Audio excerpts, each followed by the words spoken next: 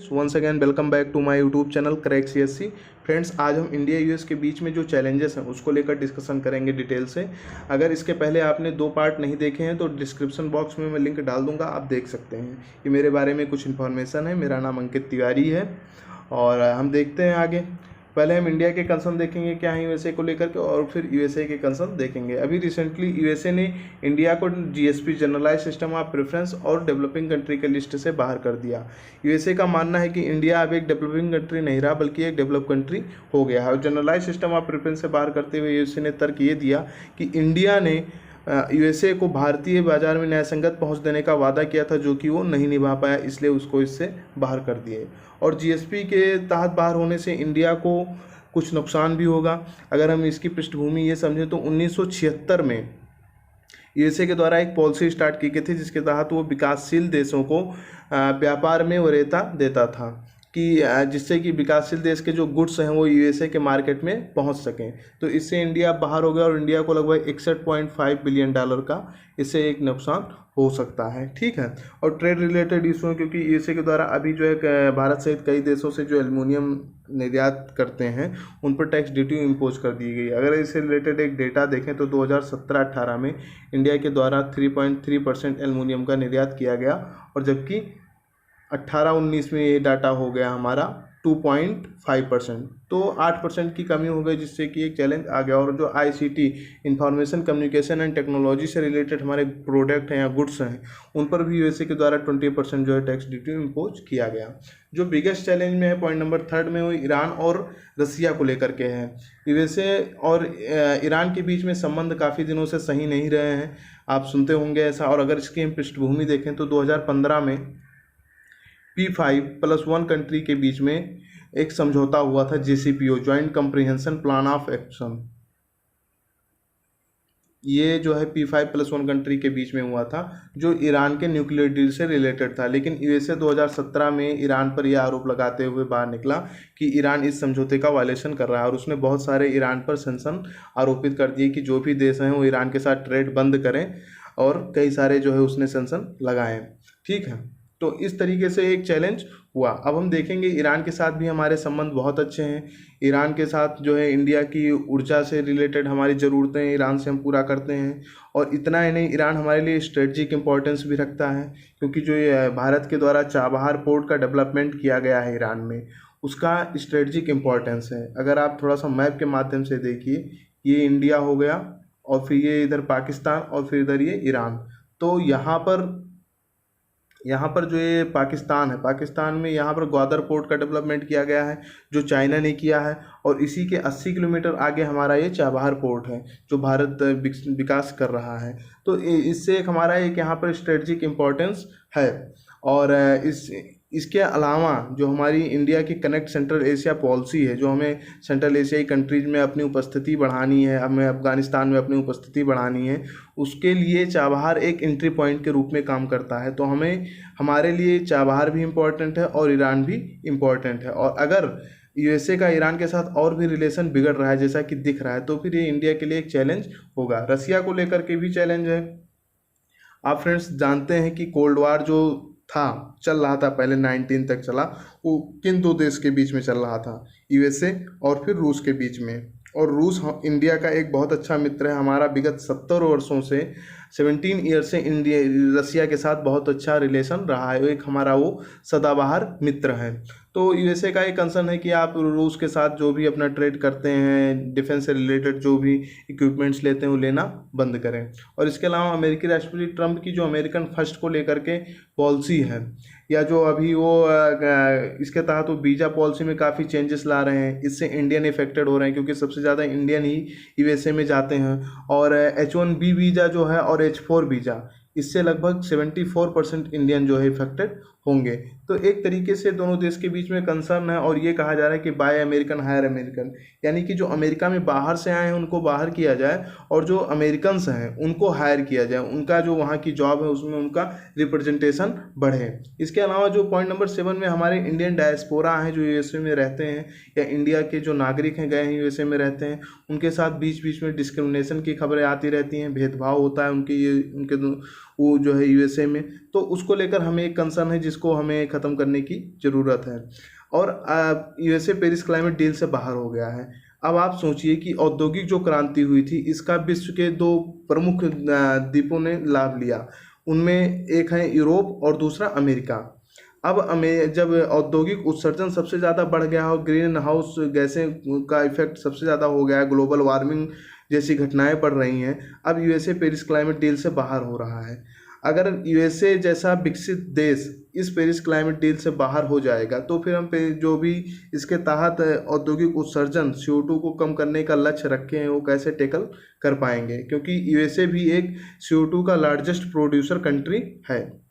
तो इसलिए यूएसए को साथ आना चाहिए और कार्य करना चाहिए। इसके अलावा जो यूएसए की अफगान पॉलिसी है, अभी आप देख रहे हैं यूएसए की काफ़ी अफगानिस्तान को लेकर इनस्टेबिलिटी है, इसलिए वहाँ में अफगानिस्तान में भी काफ़ी पॉलिटिकल क्राइसिस भी बीच में दिख रहा है। और इतना ही नहीं, यूएसए के राष्ट्रपति ने कई बार ये कहा है कि अमेरिकी जो सैनिक हैं वो यूएसए से अपनी वापसी करेंगे। तो इस तरीके से भारत को इससे प्रभावित हो रहा है, क्योंकि भारत के द्वारा अफगानिस्तान में बहुत बड़े पैमाने पर विकास के लिए कार्य किए जा रहे हैं। अगर अमेरिकी सेना वहां से अपनी वापसी करती है तो इंडिया के लिए एक चैलेंज होगा, जो हमने डेवलपिंग के लिए वहां पे कार्य कर रहे हैं, जो इंडिया ने इन्वेस्टमेंट कर रखा है, उस एक चिंताएं आएंगी। तो इस पर दोनों देश को साथ मिलने की ज़रूरत है और कार्य करने की ज़रूरत है। अब हम देखेंगे किसी भी देश को डेवलपिंग कंट्री में शामिल करने के क्या मेजर हैं, किस तरीके से किया जाता है। फर्स्ट ऑफ ऑल तो विश्व व्यापार संगठन के नियम के तहत कोई भी देश अपने आप को सेल्फ डिजिग्नेट कर सकता है कि वो विकसित है या विकासशील, लेकिन यूएसए की एक बॉडी है यूनाइटेड स्टेट ट्रेड रिप्रेजेंटेटिव, उसके द्वारा कुछ मानक अपनाए जाते हैं विकासशील देश को सूची में बाहर करने के लिए। अगर उस देश का ग्रॉस नेशनल इनकम $12,375 से अधिक है, या फिर OECD organisation of economic and corporation development, या फिर वो G20 का मेंबर है, और इसके अलावा अगर उसका टोटल ग्लोबल ट्रेड 0.5% से ज़्यादा है, या फिर वो वर्ल्ड बैंक के द्वारा हायर इनकम कंट्री के रूप में आता है, तो फिर वो एक डेवलपिंग कंट्री नहीं है, ऐसा यूएसए का मानना है। और इसी को उसने बेस बनाते हुए ना सिर्फ इंडिया को बल्कि ब्राज़ील, इंडोनेशिया और साउथ अफ्रीका को भी इससे बाहर कर दिया है। तो ये दोनों देश के बीच में कुछ चैलेंज है। हम देखेंगे यूएसए के क्या कंसर्न है। यूएसए के भी ईरान और रशिया को लेकर के कंसर्न है। यूएसए ये कहता है कि इंडिया से कि आप जो है ईरान और रशिया के साथ संबंध बंद कर दीजिए, कोई भी आप जो है अपनी ट्रेड से रिलेटेड अगर ज़रूरतें हैं तो आप उससे मत लीजिए, और अगर आपको क्रूड ऑयल चाहिए तो आप हमसे लीजिए, सऊदी अरब से लीजिए। और इसी का एक परिणाम है, अगर हम डाटा देखें अभी पेट्रोलियम मिनिस्ट्री के द्वारा जो रिलीज हुई है उसमें ये दिखाएगा कि ईरान से क्रूड ऑयल न लेने की वजह से इंडिया का सऊदी अरब से 11% जो है क्रूड ऑयल लेना जो है हमारा बढ़ गया है, और हम यूएसए से भी क्रूड ऑयल लेने ही लगे हैं 3-4 वर्षों से।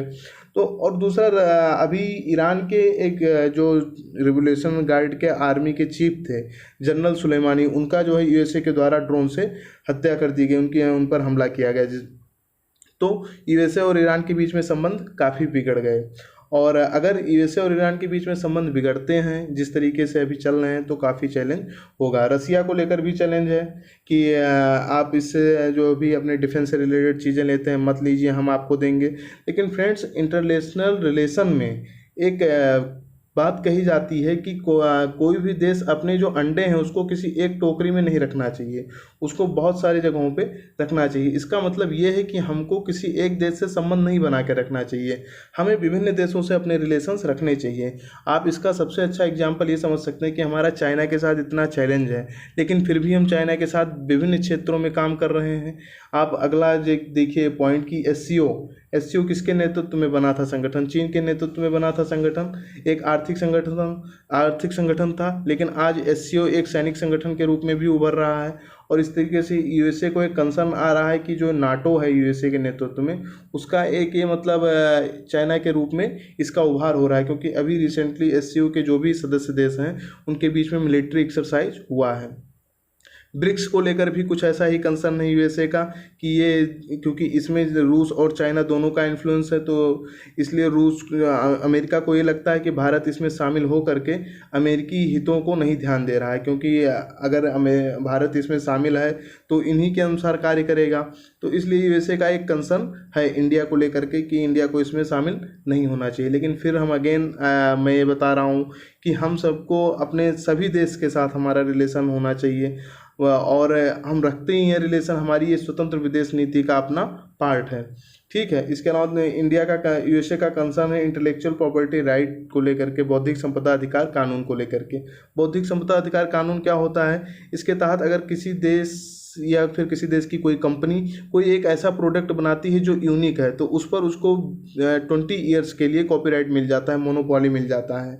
और इस तरीके से यूएसए के अभी एक कंपनी ने इंडिया के बासमती चावल में थोड़ा सा संशोधन करके कॉपीराइट लेने का प्रयास किया, तो उसको नहीं मिला। तो इस तरीके से यूएसए का ये कहना था कि ये डिस्क्रिमिनेशन को जन्म देता है। लेकिन अगर आप किसी मूल पदार्थ में या किसी मूल ओरिजिनेट में चेंजिंग करके कॉपीराइट लेने का प्रयास करते हैं तो ये गलत है, इसलिए उनको नहीं दिया गया।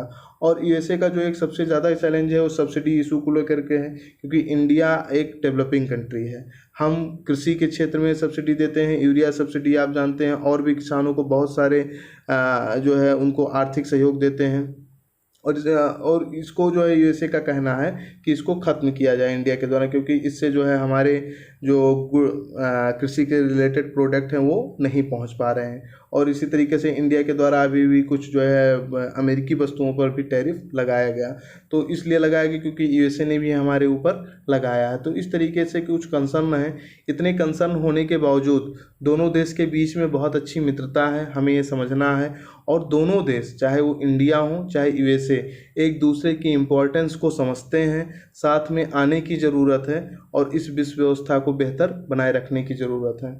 आगे अगर हम देखें दोनों देश के कलेक्टिव चैलेंज में, तो कलेक्टिव चैलेंज में फर्स्ट ऑफ ऑल यही कि राइजिंग ऑफ चाइना हो रहा है। जिस तरीके से चाइना यूएसए की हेजोमनी को चैलेंज कर रहा है, साउथ चाइना सी को लेकर के डिस्प्यूट है। अभी अंतर्राष्ट्रीय न्यायालय का जो फैसला है उसको चाइना ने मानने से इनकार कर दिया। इंडो पैसिफिक जो रीजन है इसमें स्वतंत्र नौ परिवहन व्यवस्था को बनाए रखना है, तो इसको लेकर हमें साथ में आने की ज़रूरत है। Terrorism is the biggest issue.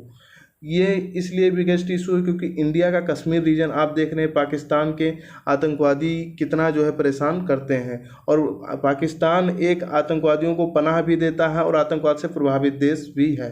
इसके अलावा यूएसए 20 सालों से अफगानिस्तान में आतंकवाद को ख़त्म करने का प्रयास कर रहा है। सीरिया रीजन आप देख लीजिए कितना आतंकवाद से प्रभावित देश है, और आज जिस तरीके से आतंकवादी घटनाएं या समस्याएं बढ़ रही हैं ये एक ग्लोबल रूप ले रही हैं। इसलिए सभी देशों को भी इसमें साथ आने की ज़रूरत है, तभी हम इस जो है समस्या को, जो उभरती चैलेंज है, इसको हम ख़त्म कर पाएंगे। इसके अलावा जो डेमोक्रेसी को लेकर चैलेंज मिल रहे हैं, आज आप देखिए बहुत सारे देशों में डिक्टेटरशिप वाली शासन प्रणाली ज़्यादा आ रही है। चाइना इसका सबसे बड़ा उदाहरण है। अगर चाइना का उभार होता है तो वर्ल्ड में क्या मैसेज जाएगा कि चाइना की जो डिक्टेटरशिप वाली पॉलिसी है वो ज़्यादा अच्छी है। तो इस तरीके से हमें लोकतांत्रिक जो मूल्य हैं, जो मानवाधिकार के वैल्यू हैं, जो समानता के मूल्य हैं, उनको बनाए रखना है।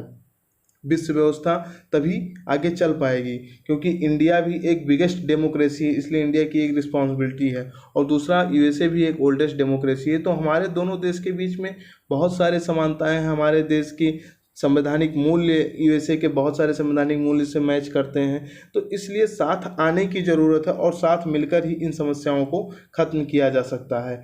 फ्रेंड्स, आज की इस डिस्कशन में इतना ही। आपको यह टॉपिक कैसा लगा अपने कमेंट के माध्यम से बताइए, और प्लीज़ इस वीडियो को लाइक कीजिए, ज़्यादा से ज़्यादा सब्सक्राइब कीजिए और चैनल और जो है शेयर कीजिए। Thank you friends.